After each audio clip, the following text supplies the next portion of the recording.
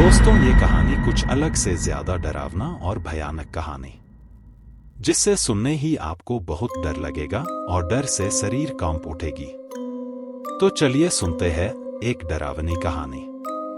और हाँ, वीडियो अच्छी लगे तो जरूर से लाइक, शेयर एंड सब्सक्राइब करना ना भूले। चलिए शुरू करते हैं।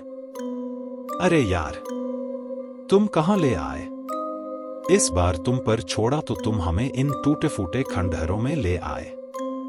किला ही देखना था तो कोई ढंग का किला ढूंढते जो कम से कम जर्जर ना होता। अमित किले को देख मुंह बनाता हुआ राजीव से बोला। अच्छे भले किलों में तेरी इच्छा पूरी ना हो पाती। वहां की सिक्योरिटी बड़ी टाइट होती है। बहुत सर्च मार के मैंने इस किले का पता लगाया है, जो भूतिया भी है और जिसमें सिक्योरिटी भी नहीं है। यहाँ पर हम रात को भी आसानी से घूम सकते हैं। और उससे ज्यादा इंटरेस्टिंग बात बताऊं, कहते हैं यहाँ हर अमावस्या मौत का तांडव मचता है। राजीव बोला।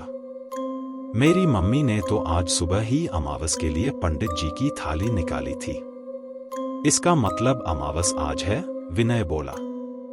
चलो, इसका मतलब है कि आज कम से कम एक आधे भूत से तो सामना हो ही जाएगा, वरना शायद हम खाली हाथ ही लौट जाते।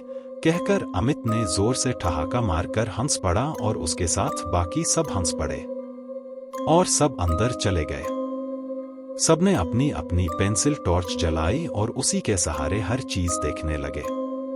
किला जर्जर होते हुए भी शानदार था। साफ पता चल रहा था कि किसी जमाने में बेमिसाल रहा होगा। राजीव सबको किले की कहानी सुनाने लगा। कभी इस किले ने बड़े शानदार दिन देखे थे, पर फिर यहाँ का राजा अचानक युद्ध में हार गया और उसे बंदी बना लिया गया।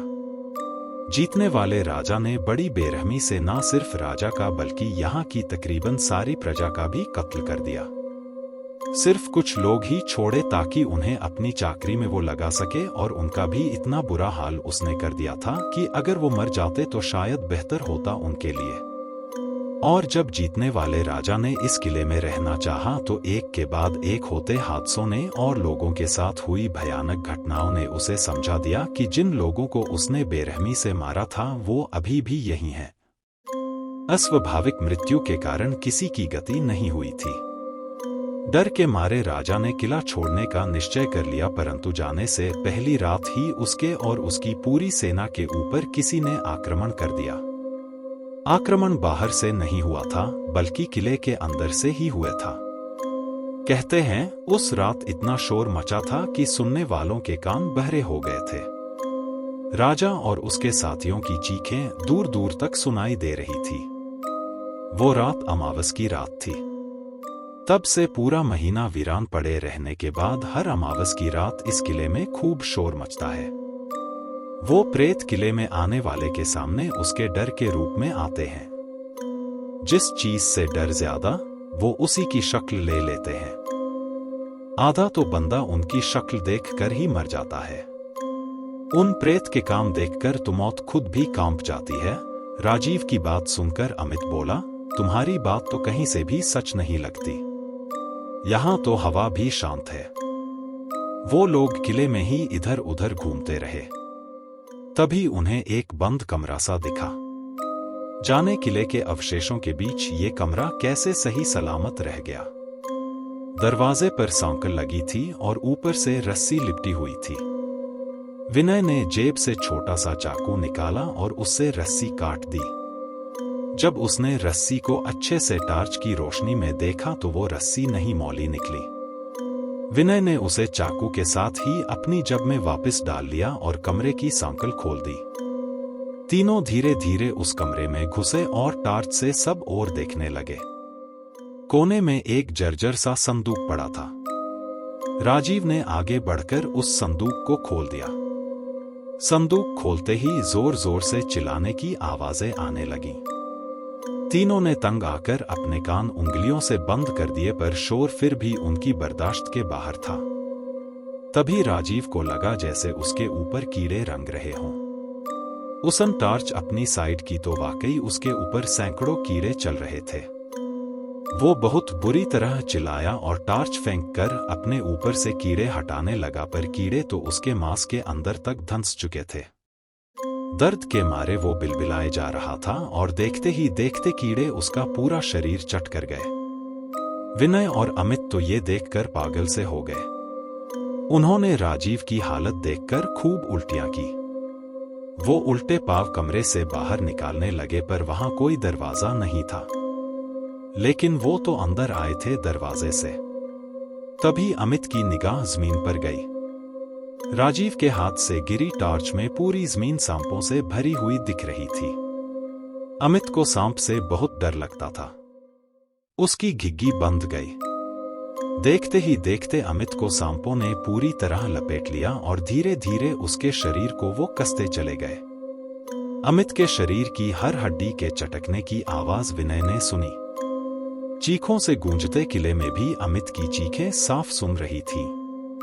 अमित का मृत शरीर जैसे ही धरती पर गिर वैसे ही विनय ने अपने होश खो दिए। उसका दिल और दिमाग अब और कुछ सहन नहीं कर सकता था। धीरे धीरे रात बीत गई और किला खामोश हो गया। सूरज की रोशनी विनय के मुंह पर पड़ती है तो उसकी आंखें खुल जाती हैं। वो इधर उधर देखता हुआ सोच में पड़ जाता है। तभी उसकी आंखों के आगे रात की सारी घटनाएं एक एक करके दौड़ जाती हैं।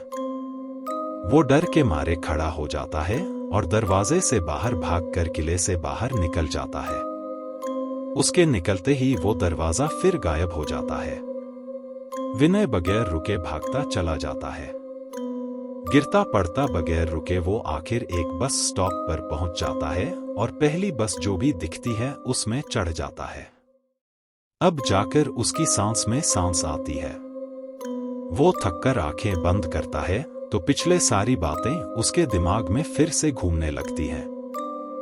डर के मारे वो आंखें खोल लेता है। सारी बातों में बस उसे एक ही बात नहीं समझ आती कि आखिर वो बचा तो बचा कैसे। राजीव और अमित की दुर्गति के बाद तो उसका बचना बड़े अचरज की बात है। तभी कंडक्टर के आने पर वो टिकट खरीदने के लिए जेब में हाथ डालता है तो उसके हाथ में मौली आ जाती है।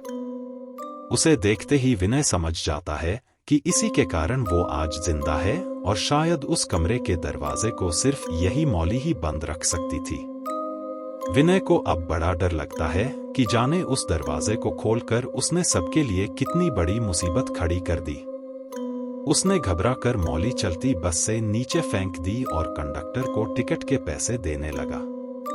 पर यह क्या वहां कंडक्टर नहीं बल्कि प्रेत खड़ा था और देखते ही देखते पूरी बस उस किले वाले कमरे में बदल गई और अब सिर्फ शोर था और चीखें थी।